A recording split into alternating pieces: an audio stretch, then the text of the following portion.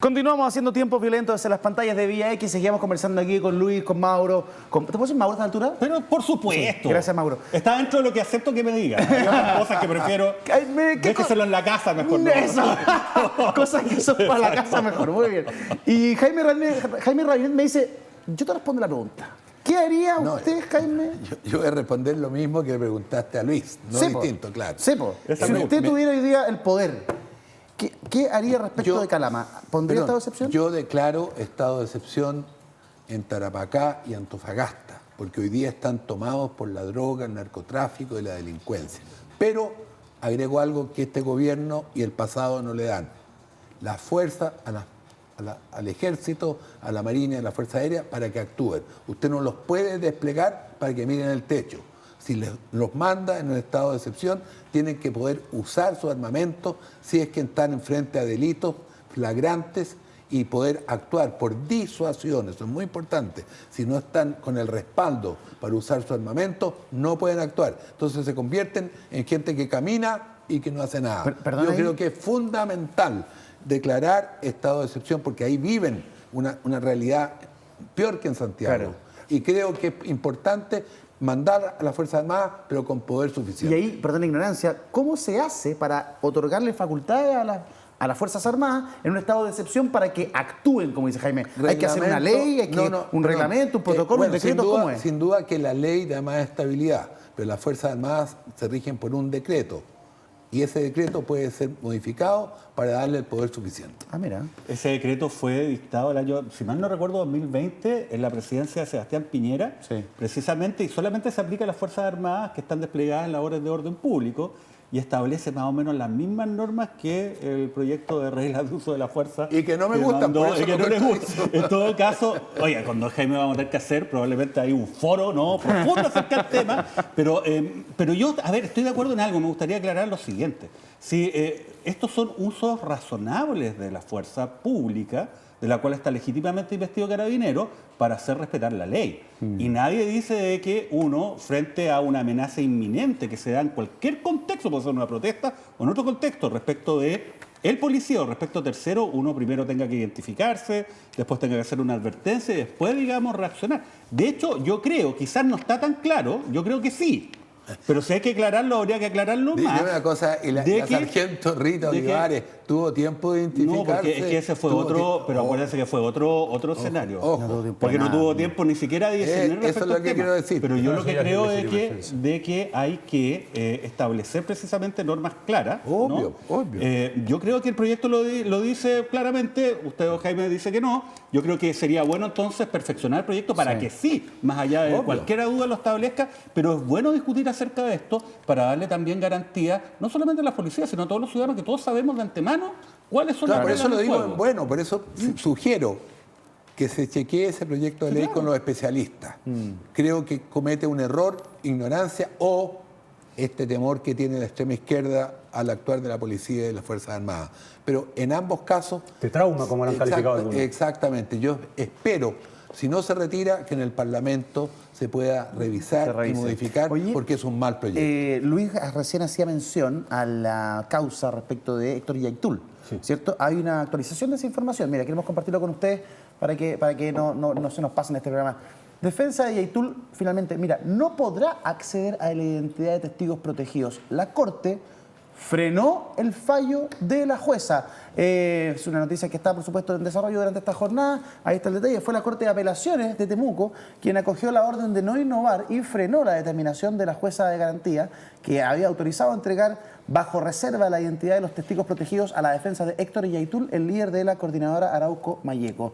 Esto en la causa contra Yaitul por los delitos de la Ley de Seguridad Interior, del Estado. Hurto, ¿cierto? Claro, Ley de Seguridad del Estado, hurto, usurpación y atentado a la autoridad. Buena noticia. Bueno, ¿Buena noticia, Jaime? A mí me parece buena noticia, pero además me parece un excelente ejemplo de lo que estábamos discutiendo antes. Es decir, ¿cuál es el costo que estamos dispuestos a pagar por aumentar la seguridad?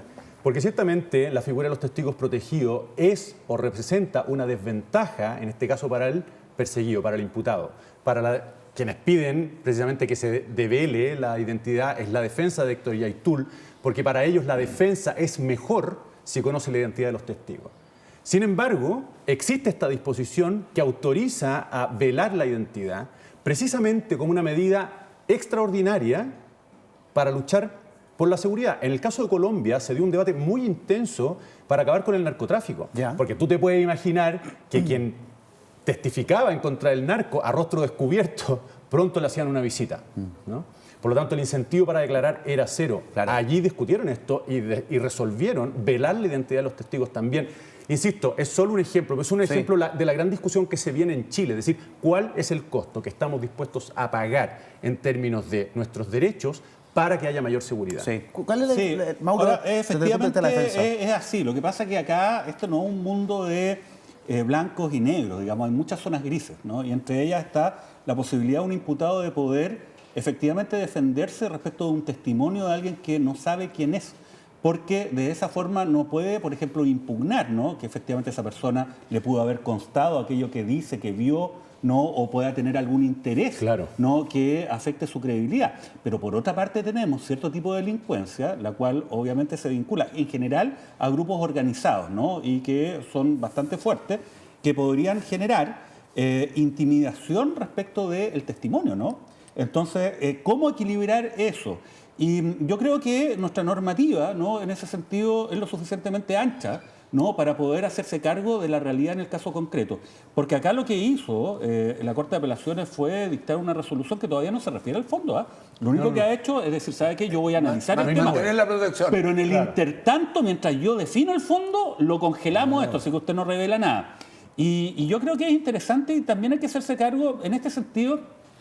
Es bueno, por una parte, ser ponderado. Yo creo que colocar derechos fundamentales necesariamente en contra de la persecución criminal efectiva creo que es erróneo, pero también creo que tenemos que ser pragmáticos, ¿no? Y en este sentido debemos dar cuenta de las deficiencias que tenemos institucionales.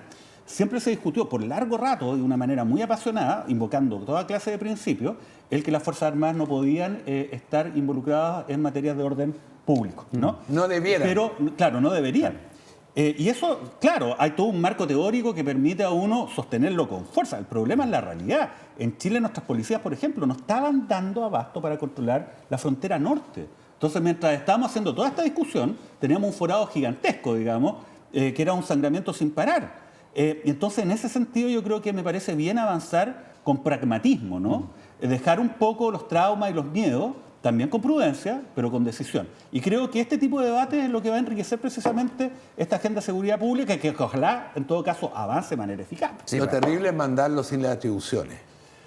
Claro, pero fíjese, en todo caso, don Jaime, que se da lo siguiente. Hay una norma que se aprobó en el Congreso, creo que ayer, que establece cambios respecto del control de identidad a extranjeros. Sí. Entonces, ¿qué es lo que dice? Mire, a los extranjeros, para hacerme cargo bien de ese fenómeno particular, uno los va a poder controlar y si no tienen antecedentes de que estén regular en Chile, van a poder ser llevados a la autoridad respectiva para que se inicie el trámite que proceda, ¿no? Pero además, la discusión estaba centrada si es que era solamente la posibilidad de solicitarle la identificación o también registrarlos. Claro. Y la ley quedó con la posibilidad de registrarlos, que es algo muy bueno, y esto está por sobre el decreto que el presidente Boric emitió, que establecía ciertas hipótesis muy particulares para el registro. No era la regla general. Entonces ya con esta ley, ese decreto, la verdad que, y esas restricciones pasan a un segundo plano, y es un avance. Lo que es un absurdo es esa resolución del Servicio de Migraciones, que impide repatriar inmediatamente a los que pasan. Pero ahí tenemos otro Ese problema, es un porque tema. los bolivianos no están recibiendo materialmente Pero a los los pongo en la extranjeros. frontera, querido Mauricio. ¿Pero a qué lado de la frontera? Pues, En la frontera ahí. ¿Al medio o en la línea? Van a Perdón. estar. Sí, claro, hay una zona. Sí, Yo sí. conozco la zona. Segundo, si Bolivia está permitiendo que extranjeros pasen ilegalmente a Chile, Bolivia es responsable.